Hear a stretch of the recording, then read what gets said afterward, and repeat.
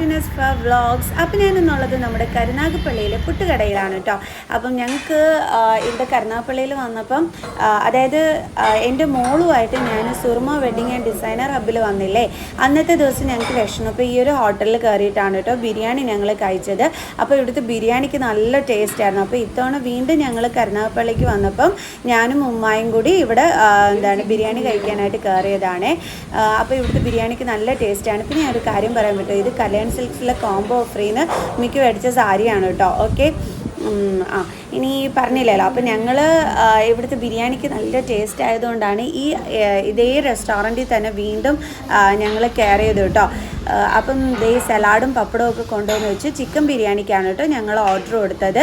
അപ്പോൾ ഇതേ വന്നു ഞങ്ങളുടെ ചിക്കൻ ബിരിയാണി ഒരു ഇലയിൽ നല്ല അടിപൊളിയായിട്ട് ഇവിടെ കൊണ്ടുവന്ന് വെച്ച് തന്നിട്ടുണ്ട്. അപ്പം നല്ലതായിട്ട് നമുക്ക് എന്താ പറയുക, നല്ല ടേസ്റ്റാണ് കേട്ടോ, നല്ല മുട്ടയൊക്കെ വെച്ചിട്ട്. പിന്നെ ഇവിടുത്തെ ഒരു പ്രത്യേകത എന്താണെന്ന് വെച്ച് കഴിഞ്ഞാൽ ചിക്കൻ ഫ്രൈ ചെയ്തിട്ടാണ് കേട്ടോ വെച്ചിരിക്കുന്നത്. അപ്പോൾ അതിൻ്റെ ഒരു ടേസ്റ്റ് നല്ല രീതിയിലുണ്ട് കേട്ടോ. പിന്നെ നല്ല ചോറാണെന്നുണ്ടെങ്കിൽ നല്ല ക്വാണ്ടിറ്റിയിൽ കൂടുതലാണ് കേട്ടോ തരുന്നത്. ഇഷ്ടംപോലെ ചോറും ഉണ്ട്, അതേപോലെ നല്ല 2 വലിയ ബിഗ് ചിക്കൻ പീസും ഉണ്ട് കേട്ടോ. അതെ, ഞാനിതാ കഴിച്ചുകൊണ്ടിരിക്കുകയാണ്. എനിക്ക് തോന്നുന്നില്ല ഇത് മൊത്തം ഞാൻ കഴിച്ച് തീർക്കും എന്നുള്ളത്, കാരണം ചോറ് നല്ല കൂടുതലാണ് കേട്ടോ ഇവിടെ അളവ് തരുന്നത്. സലാഡ് എനിക്ക് വീണ്ടും കൊണ്ടുവന്ന് ഇട്ടുവന്നു കേട്ടോ. തീരുന്നത് കണ്ടു കഴിഞ്ഞാൽ നമുക്ക് കൊണ്ടുവന്ന് തരികയും ചെയ്യും. ദാ കണ്ടില്ലേ, നല്ല അടിപൊളി ചിക്കൻ പീസാണ് കേട്ടോ. ഈ ചിക്കൻ പീസിൻ്റെ കൂടി ടേസ്റ്റ് കാരണമാണ് ഞാൻ വീണ്ടും ഇവിടെ തന്നെ കയറിയത് ബിരിയാണി കഴിക്കാനായിട്ട്.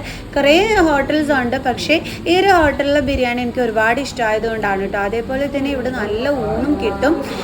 ഊണിനെന്ന് പറയുന്നത് നമ്മുടെ നല്ല നെത്തോലി പൊരിച്ചത്, എല്ലാത്തരം മീനുകളും നല്ല പൊരിച്ച ഐറ്റംസ് ഇവിടെ കിട്ടും കേട്ടോ.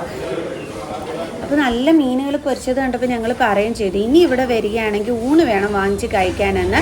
അപ്പോൾ അതിൻ്റെ ടേസ്റ്റ് ഞങ്ങൾ കഴിച്ച് നോക്കിയിട്ട് പറയാവേ. ഇനി ഞങ്ങളുടെ ഷോപ്പിങ്ങിനൊക്കെ ആയിട്ട് പോവുകയാണ്.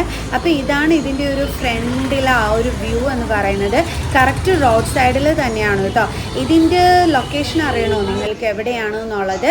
അതായത് നമ്മുടെ കരുനാഗപ്പള്ളിയിൽ KSRTC ബസ് സ്റ്റാൻഡ് ഉണ്ടല്ലോ, അത് കഴിഞ്ഞിട്ട് കുറച്ച് ഇങ്ങോട്ട് വരുമ്പോഴാണ് ഈ ഒരു പുട്ടുകട എന്ന് പറയുന്ന റെസ്റ്റോറൻ്റ് ഉള്ളത്. ആദ്യം ഞങ്ങളിവിടെ കയറിയപ്പോൾ പുട്ടുകട എന്ന് പേര് കണ്ടിട്ട് പുട്ട് മാത്രമേ ഉള്ളൂ എന്ന് ഡൗട്ട് അടിച്ചായിരുന്നു കേട്ടോ.